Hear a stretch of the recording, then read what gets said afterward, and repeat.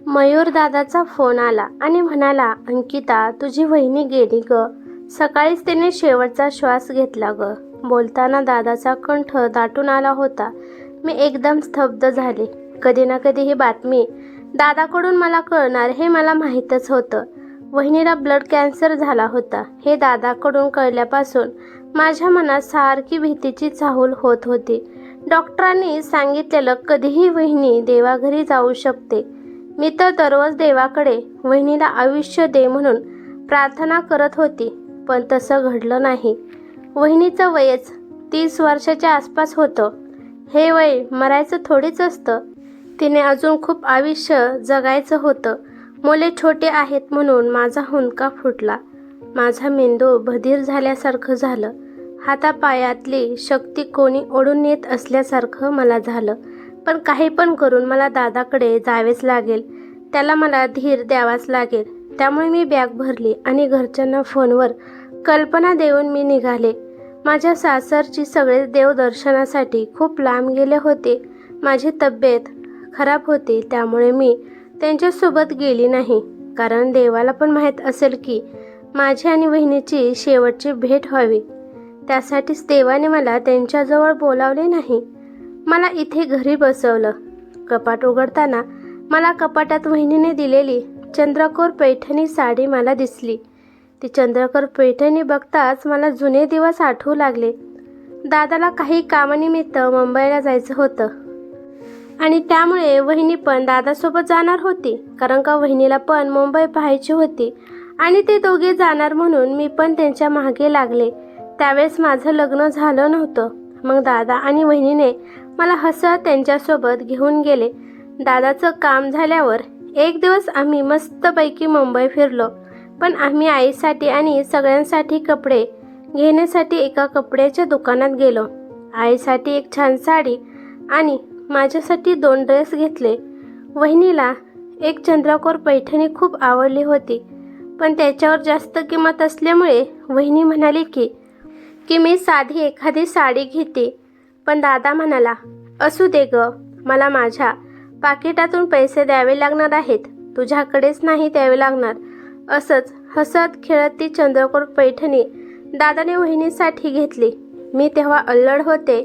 मग मी विचार केला की वहिनीने तिच्यासाठी किती महागातली साडी घेतली आणि मला फक्त ड्रेस घेतले म्हणून मी जरा नाराज झाले. मी मग घरी गेल्या गेल्या आईपाशी वहिनीची तक्रार केली की वहिनीने मला तिच्यासारखी साडी घेतली नाही म्हणून. मग काय, मी आगीत तेल ओतल्यासारखं झालं. दादा कामावरून घरी आल्या आल्या आईने त्याच्यापुढे किरकिर केली, अरे मयूर, स्वतःची नाही तर मनाची तरी लाज ठेव. अगं आई, आता मी काय केलं? करून सवरून आता म्हणतोस की मी काय केलं आहे? अरे मला आणली तू 2000ची साडी आणि तुझ्या बायकोला आणली 3000ची चंद्रकोर पैठणी आणि तू अंकितासाठी साडी का नाही आणली? तिचं पण वय साडी घालायचं झालं आहे. आता 1-2 वर्षांनी तिचं पण लग्न करायचं आहे. मग तुम्हा दोघांना एवढं पण समजत नाही का? हिला पण वहिनीसारखी साडी घ्यावी. अगं आई, मी तिला 2 ड्रेस घेऊन दिलतेत की. अरे बायकोला घ्यायचं म्हणल्यावर तुझ्याकडे पैसे असतात आणि आम्हा दोघींना काय घ्यायचं म्हणल्यावर तुझी किरकिर सुरू होते. अगं आई, एवढ्या लवकर तिला साड्या कशाला घ्यायच्या? म्हणून मी तिला भारीतले 2 ड्रेस घेऊन दिले आहेत. आई म्हणायला लागली की तुझे बाबा होते तेव्हा त्यांनी माझी खूप हौस-मौज केली. आता तुझ्या भरोशावर आम्हाला राहावं लागतंय. जसं तू राहा म्हणेल तसं आम्हाला राहणं भागच आहे बाळा. मयूर दादा काहीच बोलला नाही. आई खूप वेळ बडबड करत होती. मग वहिनीने तिची चंद्रकोर पैठणी आईच्या मांडीवर ठेवत म्हणाली, आई, ही पैठणी आपण अंकिता ताईच्या लग्नात देऊ. त्यांना खूप छान दिसेल. पण आईने वहिनीकडे रागाने पाहिलं आणि ती पैठणी रागात फरशीवर फेकून दिली. नको आम्हाला ही पैठणी. आम्ही काय या पैठणी वाचून मरणार नाही. इतकाच पुळका होता तर आधीच घेऊन यायचं ना. दोघीला पण सेम पैठणी. आता हा देखावा कशासाठी? ही पैठणी तुलाच राहू दे. असं म्हणून आई मुद्दामच मोठ्याने रडू लागली. तुझे बाबा मला राणीसारखे ठेवत होते. आता तुमच्या दोघांच्या तालावर मला आणि माझ्या मुलीला नाचायला लागते. खूप वेळ झालं ती साडी तशीच तिथं पडून होती. मग नंतर वहिनीने ती साडी घेतली आणि मस्तपैकी घडी घालून ठेवून दिली. त्यानंतर माझ्या चुलत भावाचं लग्न होतं, त्यामुळे वहिनी ती पैठणी घालायची असा विचार करत होती. कारण का दादा तिला सारखा म्हणायचा, मी घेतलेली चंद्रकोर पैठणी का घालत नाही. मग ती म्हणायची, वेळ आल्यावर नक्कीच घालेल. त्यामुळे लग्नासाठी ती पैठणी घालायची असं ठरवते आणि ती घालते सुद्धा. आणि सगळे तयार होतात लग्नाला जाण्यासाठी. वहिनी एकदम त्या निळ्या रंगाच्या चंद्रकोर पैठणीमध्ये एकदम लक्ष्मीसारखी दिसत होती. मग बाहेर जाता जाता माझी आई दादाला म्हणाली, अरे असले कसले कपडे घातलेस तू. अगं आई, काय झाले आता या कपड्याला, डाग लागला आहे कसला तरी पाठीमागे. हो ग आई, मी पाहिलंच नाही. अरे लक्ष कुठे असतं तुझं, लोक काय म्हणतील. बायको बघा कशी अप्सरासारखी नटली आहे आणि तिचा नवरा कळकुट्या कपड्यावर लग्नाला आला आहे. असं म्हणल्यावर दादासोबत वहिनी पण आतमध्ये जाते आणि ती पैठणी बदलते आणि दुसरी साधी साडी घालते आणि दादा पण दुसरे कपडे घालून येतो. समोर पाहतो तर वहिनीने दुसरी साडी घातलेली असते. अगं किती सुंदर दिसत होती तू त्या पैठणीमध्ये, का तू साडी बदलली. अहो मला त्या साडीमध्ये खूप उकडत होतं, त्यामुळे मी साडी काढली. दादाला समजलं होतं, पण आईपुढे त्याचं सुद्धा काही चालत नव्हतं. त्या दिवसापासून वहिनीने ती पैठणी कधीच घातली नाही. वहिनी दरवर्षी त्या पैठणीला व्यवस्थित क्लीन करून कापुराच्या पुचरटी करून वहिनी ती कपाटात नेऊन ठेवायची. वहिनीला आईचं बोलणं जिव्हारी लागलं हे मला कळत होतं. अचानक वडील गेल्यामुळे आईची खूप चिडचिड होत होती. ती सगळा राग वहिनीवर काढत होती. वहिनीला तर खूप दुष्टपणे वागवत होती माझी आई. आणि मी पण कधी कधी कळत नसल्याने वहिनीच्या खोड्या आईला जाऊन सांगायचे. दादापेक्षा मी लहान होती म्हणून माझा खूप लाड करत होती. मला वडिलांची उणीव भासू नये म्हणून दादा अतोनात प्रयत्न करत होता. शिवाय आईला वाटायचं की आम्ही दोघी दादाच्या आश्रयाखाली राहतोय. दादाला आई सतत टोचून बोलायची, घालून पाडून बोलायची. स्वतःच्या तंद्रीतच असतो सारखं बायकोचं कौतुक सांगतो. आईची बहिणीची काळजी अजिबात घेत नाही तो. आम्हा 3 बायांचा लोड कसा माझा दादा झेपत असेल ते त्यांचे त्यालाच माहीत. बिचारा माझा दादा. दादाचं एक फोटोशॉप होतं, पण त्यातमध्ये पुष्कळ पैसे त्याला मिळत होते.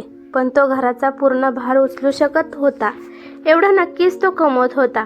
कधी कधी बेताने वापरलं तर शेवटचे आखरी पैसे अपुरे पडायचे. एकदा दिवाळीला दादाकडे पैसे नव्हते आणि दादा म्हणाला, आई आपण या दिवाळीला कोणालाच कपडे नको घ्यायला आणि घरात सुद्धा जे उपयोग असेल ते सामान आहे तेवढेच आणू. पण आई म्हणाली की तुझ्या बहिणीसाठी कपडे तर घ्यावेच लागणार आहेत. शेवटी दुसऱ्याच्या घरी जाणार आहे. किती दिवस आपल्यापाशी राहणार आहे. जोपर्यंत आपल्यापाशी आहे तोपर्यंत तिची हाऊस मौज करून घेऊ. दादाने मान हलवून ठीक आहे म्हणाला. मी कपडे घालून सगळ्या घरात हिंडत होते आणि माझी वहिनी पण माझ्याकडे कौतुकाने पाहत होती. इतर कोणालाच कपडे घेतले नाही आणि नणंदला कपडे घेतले म्हणून वहिनीच्या चेहऱ्यावर कोणतीच नाराजी दिसत नव्हती. ती मनापासून माझं कौतुक करत असायची. आई मात्र वहिनीचा सतत रागराग करायची. एका महिन्याने वहिनीला दिवस गेले. दिवस गेल्यावर पण वहिनीने खूप कामे केली. आई एकासुद्धा कामाला हात लावत नसायची. बघता बघता वहिनीला 9 महिने पूर्ण झाले आणि वहिनीला एक मुलगा झाला. वहिनी आणि दादा कुठे बाहेर जायचे म्हणल्यावर लगेच आईचा पारा चढायचा. आई तोंड फुगून बसायची. ते दोघे माघारी आले की आईच्या तोंडाचा पट्टा सुरूच आणि म्हणायची, अरे मयूर, घरात लग्नाला आलेली बहीण आहे. तिचं उरकायचं पाहून कुठेही फिरत बसतो बिनकामाचं आणि पैसे खर्च करत असतो. आधी बहिणीला तिच्या सासरी पाठव, मग कुठे फिरायला जायचे आहे. खुशाल जावा तुम्ही दोघे. कधी बहिणीने दारात आलेल्या मोगऱ्याचा फुलाचा गजरा डोक्यात घातला किंवा नवीन कानातलं किंवा गळ्यातलं तरी घातलं तरी आई किरकिर करायची. अगं महाराणी, सगळा वेळ नटण्या थटण्यातच लावणार आहे का. या तुझ्या मुलाला बघ, मी कवर पाहू, तुझा तो मुलगा आहे, तुझं तू बघ, असं तिला घालून पाडून बोलायची आई. मुलाला जन्माला घातलंय, मग तुझं लक्ष नको मुलांकडे? वहिनी दादासंग पार्टीला निघाली तर वहिनी नवीन साडी, मॅचिंग ब्लाऊज, बांगड्या, गळ्यातलं मस्तपैकी तयार झाली की आई तोंड वाकडं करून म्हणायची, मुलं झाली तरी नटायची काय हौस हिची कमी होत नाही. नटरंगी कुठली? वहिनीने छान नटावं, छान साडी घालावी आणि त्याच्यासंग जावं असं दादाला सारखं वाटायचं. वहिनी नटली की दादाचा चेहरा आनंदाने खुलायचा. तो स्पष्ट दिसत होता. दादाचा तो आनंदाचा चेहरा बहुतेक आईला तोच पाहत नव्हता की काय. कशाची ईर्ष्या होती एवढी तिलाच माहीत. आईला वाटत होते की वहिनी दादावर जादू करतीया. वहिनी दादासोबत जास्त करून आई बाहेर लावत नसायची. मयूर संध्याकाळी आला म्हणजे काही ना काही वहिनीबद्दल आई त्याला सांगायची. पण मयूर दादाला माहीत होतं की वहिनी कोणत्या स्वभावाची आहे. तो फक्त आईला हा हा करायचा. वहिनीचा गोड स्वभाव याच्यामुळेच तो तिच्या प्रेमात पडला होता. ही कुणाला एक शब्दही उलट बोलत नव्हती. आई सदैव तिचा अपमान करायची. आई वहिनीच्या माहेरच्या गरिबीवरून सारखी तिला घालून पाडून बोलायची. पण वहिनी कधी आईला उलट बोलत नव्हती. फारच वहिनीच्या मनाला लागलं तर खोलीत जाऊन एकटीच रडायची. तिच्या रडण्याचा थोडासा आवाज मला ऐकायला यायचा. वहिनीचा एक लहान भाऊ बारका होता. तो सध्या 10वीत शिकत होता. वहिनीची आठवण आली म्हणून तो एका रविवारी आमच्या घरी आला. भावाला पाहून वहिनीला खूप आनंद व्हायचा आणि ती पण आपल्या भावाच्या आवडीचं पदार्थ करत असायची. हे बघून आईच्या संतापाचा पारा चढायचा आणि वहिनीला टोचून म्हणायची, आज तर एका बाईचा उत्साह उतू चालला आहे. असू द्या, त्याच्या निमित्ताने आम्हाला बी खायला मिळतील 2 पदार्थ वेगळे. पण महाराणी, मला एक सांगा, तुमचा भाव हात हलवत कसा येतो सारखा तुमच्या घरी? बहिणीकडे येताना मोकळ्या हाताने येऊ नये हे त्याला माहीत नाही का? एखादी छोटीशी भेटवस्तू आणावी हे सुद्धा कळत नाही का त्याला? मग वहिनी हळू आवाजात म्हणायची, आई, तो अजून शिकत आहे. तो मोठा झाला की नक्की आणील बघा. लहान आहे म्हणून काय झालं? अगं, दुकानात 1 रुपयापासून वस्तू भेटतात आणि एखादं चॉकलेट किंवा बिस्किटचा पुडा एवढं सुद्धा आणता येत नाही का? दळभद्री कुठला? दळभद्री हाय म्हणल्यावर त्याला रीतभात काय कळणार? अशा वेळी वहिनीला रडू आवरत नसायचं. पुढे 4-5 वर्षांनी माझं लग्न झालं. सासरची माणसे पण खूप चांगली आणि पैशावाली होती आणि दादाने पण खूप थाटामाटात माझं लग्न लावलं. नवरा पण एका सरकारी नोकरीला होता आणि त्यांना हुंडा मानपान काहीच नको होता आणि यामुळे माझं लग्न केलं. माझी पाठवणी करताना वहिनीने तिच्या कपाटातून ती चंद्रकोर पैठणी आणली आणि माझ्या बॅगेत घातली आणि मला म्हणाली, माझी छोटीशी आठवण म्हणून राहू दे. अगं वहिनी, ही तुझी लाडाची चंद्रकोर पैठणी आहे आणि यात तुझ्या भावना दडलेल्या आहेत. माझ्या दादांनी किती प्रेमाने तुला खरेदी करून दिली आहे. हा मला नको देऊ आणि मला वाटते की ही पैठणी माझ्यापेक्षा तुझ्यावर खूप छान दिसेल, कारण का तू नवीन नवरी आहेस, त्यामुळे तू घ्यावी असं मला वाटतं. आणि जेव्हा आपण नेसशील तुझ्या वहिनीची आठवण काढ. मी वहिनीला मिठी मारली आणि म्हणाली, खरंच ग वहिनी, तुझी आठवण मला नेहमीच येईल. तुझ्यासारख्या स्त्रिया या जगात खूप कमी आहेत. इतक्या उदार मनाच्या, दुसऱ्याचा विचार करणाऱ्या, कधीही तोंडातून तक्रारीचा सूर न काढणारे. मी तुझ्यासारखं बनण्याचा वहिनी नक्कीच प्रयत्न करेल. माझं सासरचं घर भरलं गोकुळ होतं. एक धाकटा दीर आणि लग्न झालेली नणंद आणि सासू सासरे. कुठल्याही जोडप्याप्रमाणे आम्ही नवरा बायकोला एकमेकांच्या सहवासात जास्तीत जास्त वेळ घालवावा असं वाटे. संध्याकाळी नवरा घरी आल्यावर आम्ही दोघं बाहेर फिरण्याचा बेत असायचा. मग आमच्या संग छोटा दीर लागायचा. मी पण येऊ का तुमच्याबरोबर असं म्हणायचा. पण सासूबाई म्हणायच्या, नको, तुला अभ्यास आहे, तू अभ्यास करत बस. तेव्हा मला आठवलं की मी नेहमी दादा आणि वहिनीच्या मध्ये लुडबुड करण्यासाठी बाहेर पडायची.